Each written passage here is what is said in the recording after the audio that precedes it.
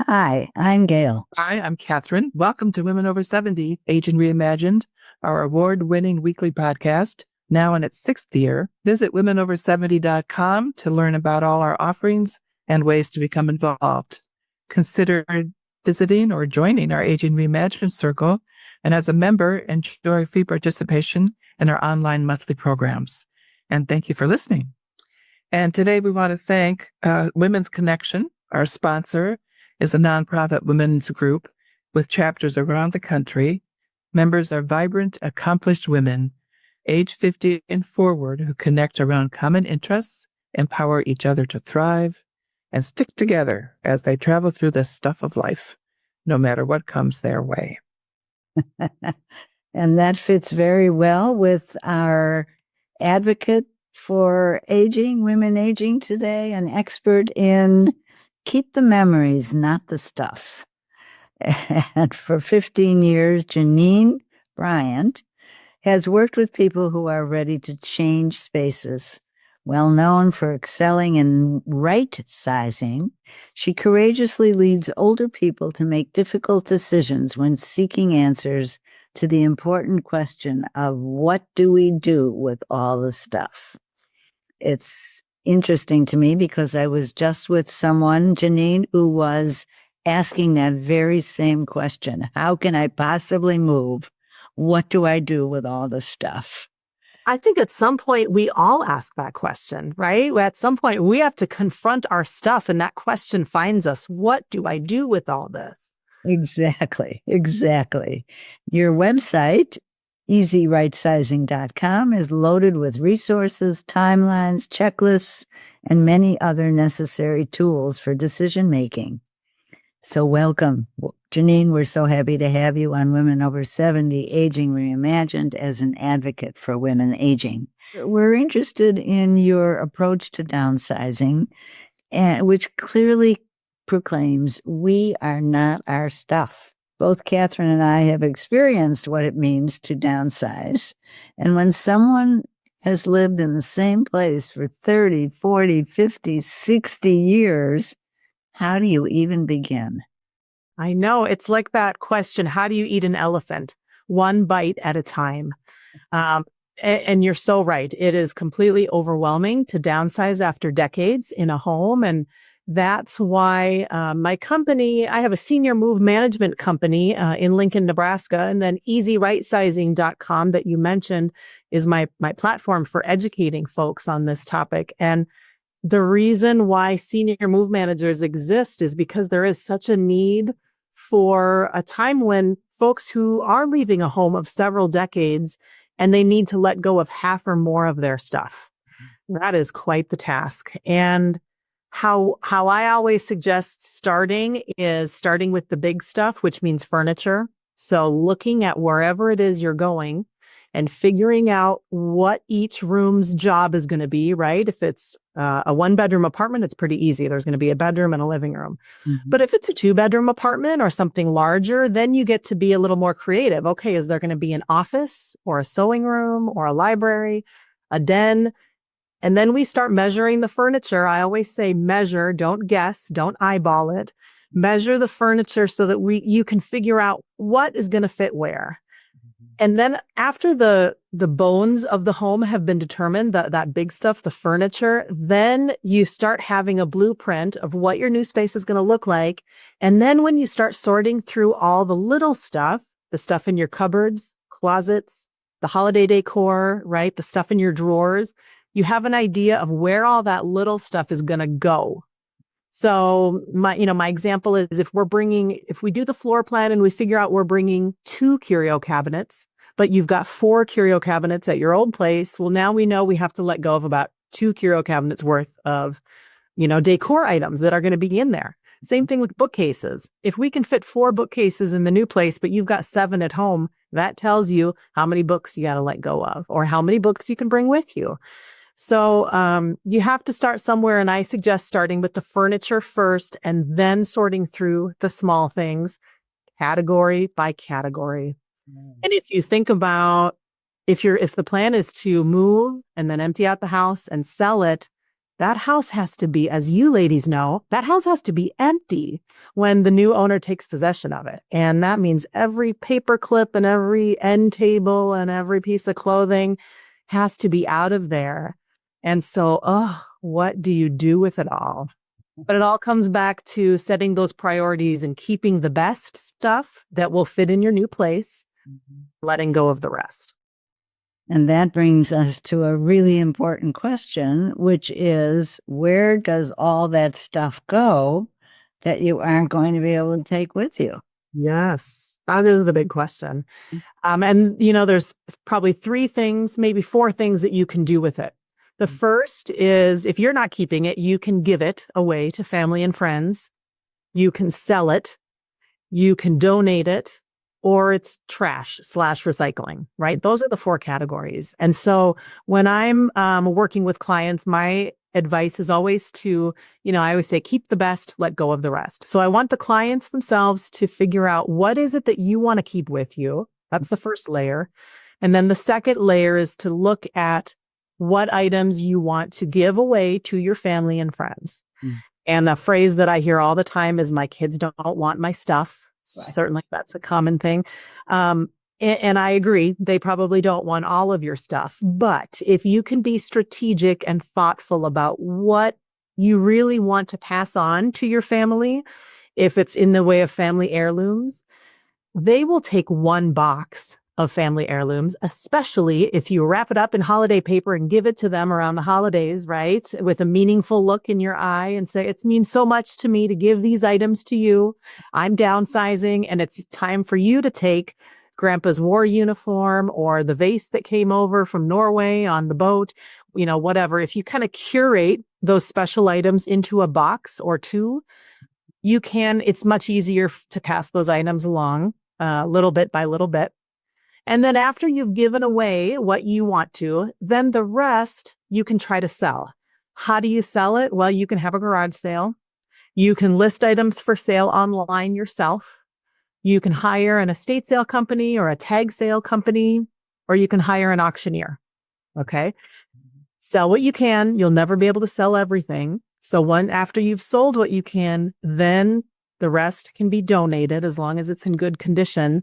And sometimes family and friends can help you box those things up and haul them to charity. Or sometimes you might need to hire like a clear out company to come in and box those things up and drive them to charity. And then the last one is trash. Some houses may require a dumpster for the trash. Other houses, maybe, you can chip away at that slowly throughout your regular trash collection. But those are kind of the 5 steps to that right sizing process. The top layer is the stuff you're keeping. The second layer is the stuff you're giving to family. Sell what you can, donate what's left, and trash what remains. And then that house is empty and ready for the new owner. Sounds simple. It's not. It takes a lot of time and energy to do that, which is why senior move managers can be part of that process to help. Yeah. So often people's identities become tied up in what they own. Yeah. And too often we're moving because a spouse died, or, we have to move to some other place other than where it was that we've lived all these years. And, it can become a real crisis for a lot of older people. Absolutely. A crisis of identity. And both of those things, moving and letting go of your items, and also losing a spouse, right? I lost my mother almost 20 years ago, and I watched my dad go through that. Even as a middle-aged man, you're no longer this person's caretaker or this person's husband or this person's wife. Mm-hmm. Your social circle changes a little bit, right? The social dynamics of couples socializing together. Now you're sort of the odd person out. Mm-hmm. So yeah, there's a lot of identity shifts that take place during this last quarter of life. And that's hard, and I'm a mother raising preteens and teenagers. And that's transitions happen throughout our whole lives, right? And our identity shifts throughout our lives. And so it's so fascinating to me to be in the middle and watch those changes happening on both ends of the spectrum. And, one of the things that I'm trying to teach my teenage daughter is that we are not our stuff, right? And our stuff, our possessions, this certain kind of genes are not going to make you a better person or a cooler person.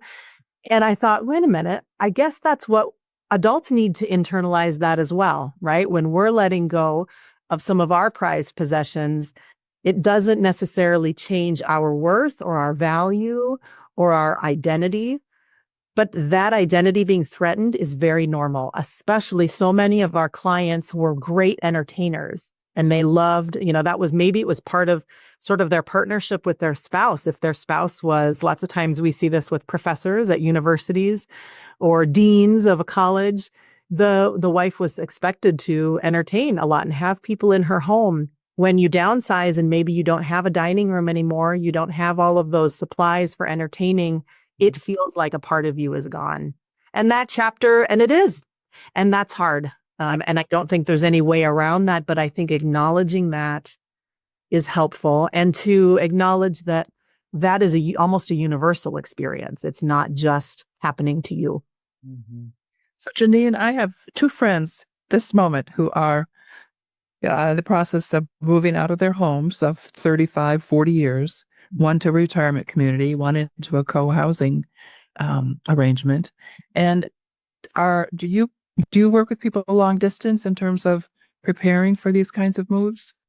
Through your website? Yeah, I don't work one-on-one with folks, but I do have videos, blog articles, books, and I also have an online course that can guide people through that process. Great. Another resource I want to guide your listeners to is something called NASM, which is the National Association of Senior Move Managers. And their website is nasmm.org, nasm.org. And there are senior move managers in every state.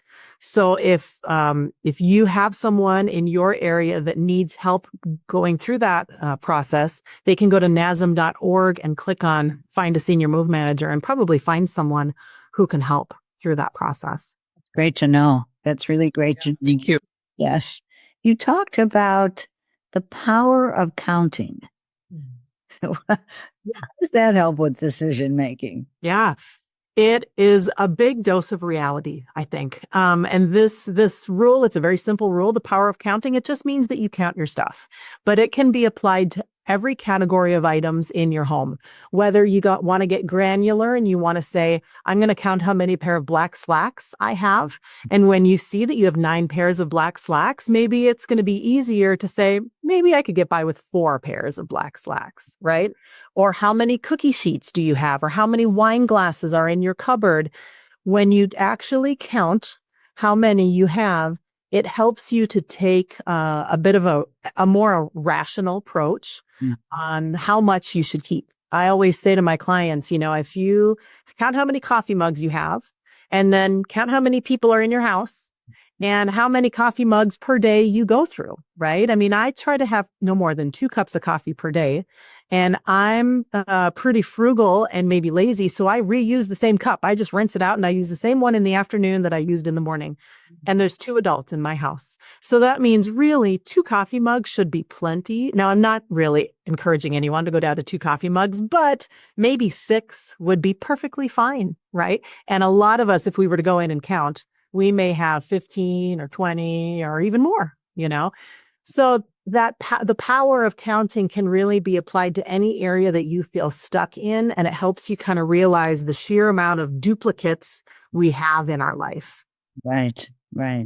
And when you lose some of those containers, like the what's the word I want? When you lose where you used to keep all of these things. Absolutely. That big corner cupboard that you had in your old space. Right. It's easy to just keep filling it up, right? And when you've been in the same home for 40 years, right, you get a new coffee mug for Christmas or every time you go on vacation, and the cupboards are big enough, so you just put it in there. But when if you downsize, sometimes the cupboards in the new place aren't quite as big as the cupboards in the old place. And boy, haven't you noticed, when you have to pack something, move something, and unpack something, you do find yourself asking, do I even want this thing? Right? Sometimes it's easier to just say, I'm ready to let this go. Yeah. The first time I thought that I had taken away everything that I couldn't fit into my new apartment. And when I got to my new apartment, I had 6 huge cartons of stuff that just couldn't stay. Right. Go ahead, Catherine. I wanted to return to the emotional side of this. Now, having been a recovering person, recovering from a move just within the year. So I think many people have this. I've traveled a lot. I have many things from my travels. I've received gifts, over the many, many years. So I have a lot of sentimental attachment to everything from coffee mugs to statues, artwork, everything. And I didn't get rid of much of that. I have managed to find, but my place feels a little cluttered again because I have so much of this sitting out, and yet it's very comforting. Yeah. So what are your tips for someone like me? Yeah. First of all, I have to say, I love that you use that phrase, I'm recovering from a move this last year. I might steal that because it's true. This is a very stressful event that you went through in the last year, and it does take time to recover from it. And good for you for noticing that, you brought a lot. It's comforting to you, but you are now starting to feel maybe a little uncomfortable in your new place because it does feel a little bit too cluttered. So, one of the things I would think about is categorizing those keepsake items or those memory items. You talked about travels. If you have more than one item from a certain country, right? So if you traveled to China and you have maybe 3 or 4 things from that destination, could you keep only your favorite 2 items from that destination and let one of them go?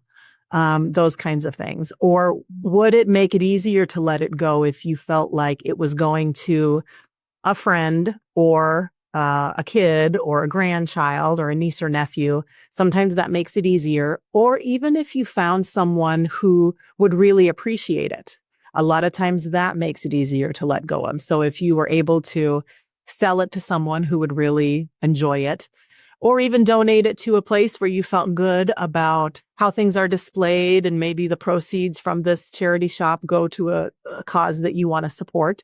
Those kinds of things make it easier. Of course, we've all heard the advice of taking a picture with the item, but I like what I want to pay attention to is what you said, in that it's comforting to you.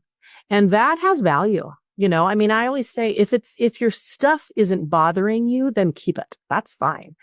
My advice is to let go of the items that are being kind of a burden to you and that are bothering you.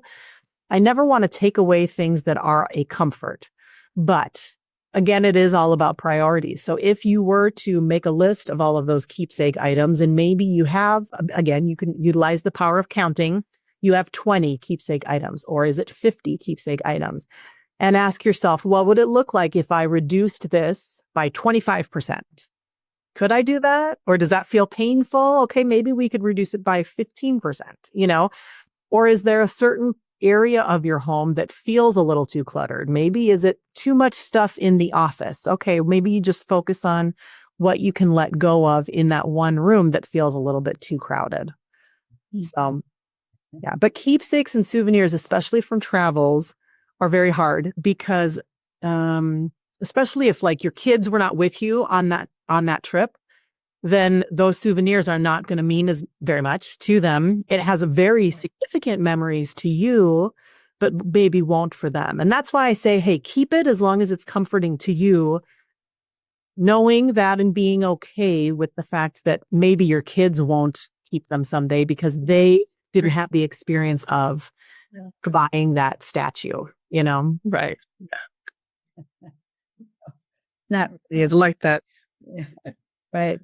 What is your concept? We talked about hosting a house cooling party. What is that? Love that. I've been inspired because I've had clients tell me that they've done this before. And this takes an organized, proactive person to do. But as people are downsizing, or as you identify items that you're ready to let go of, just putting them out maybe on a dining room table, inviting family or friends over for cake or a cookie or a slice of pizza, and then saying to them, I'm decluttering and I'm having a house cooling party. And so I would love it if before you left, You took a look at the items on the dining room table and you took one with you when you go. And then you can enjoy it. Maybe you can think of me when you see it. And, it's just the opposite of a housewarming party that you gals had maybe many years ago. Now we're cooling the house and we're letting go of those things. Yes. I think You've done something similar with jewelry and books. Oh, I love that. That's wonderful. I had a zillion books. And I would go to group meetings and bring a box of books and say, take one. I'm not leaving. I'm not bringing these back home. So Yes. And with jewelry too, right? Jewelry fits everyone. So anyone can make use of jewelry. And I think depending on, how nice, precious, not precious the jewelry is, that's also something really fun for younger family members, right?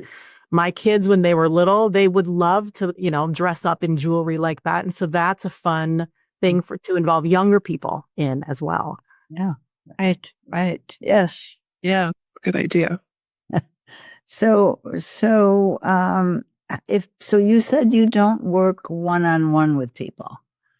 Only in Lincoln, Nebraska. If any of your listeners are in Lincoln, Nebraska, we work one-on-one with folks there. And I have a team of about 25 people here in Lincoln that we work with. But my platform on easy right sizing came about because I would get phone calls from folks who had heard about us in other states.